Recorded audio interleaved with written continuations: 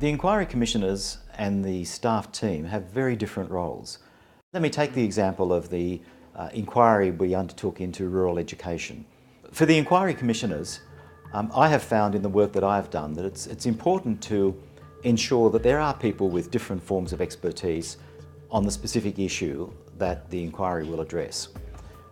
On that occasion, we gathered an inquiry commissioner team who were expert in education and expert in it from different perspectives. We had people who came from each of the Australian states and the Northern Territory, so that firstly we had geographic perspectives brought in. Then we had people who came from the state and the non-state education system, who were education administrators, who were teachers, who had been involved in running school systems in the private sector and in the government sector.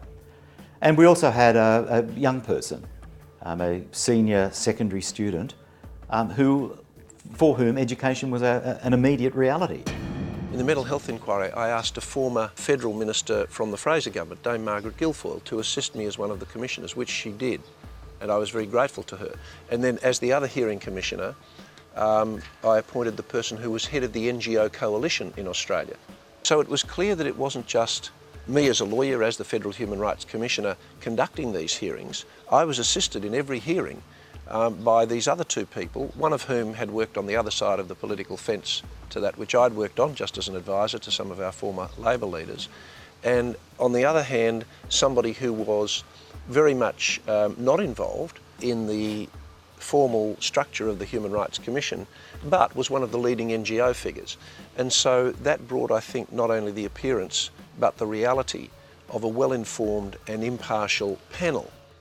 At the level of staff, there are a number of essential needs to be incorporated into the team in one way or another. There needs to be somebody who can look after the management of the inquiry. That certainly means logistics and administration, but it also means managing, that is, holding the whole process together and driving it forward. There need to be researchers and writers, particularly a very good principal writer with a very good grounding in public policy development, who can lead that aspect of the process. And we need to have a good media person, absolutely essential. Again, part of the communication function. If we are intending that our inquiry will persuade people, change hearts and minds if you like, we need somebody who knows how to deal in communications to assist us to do that.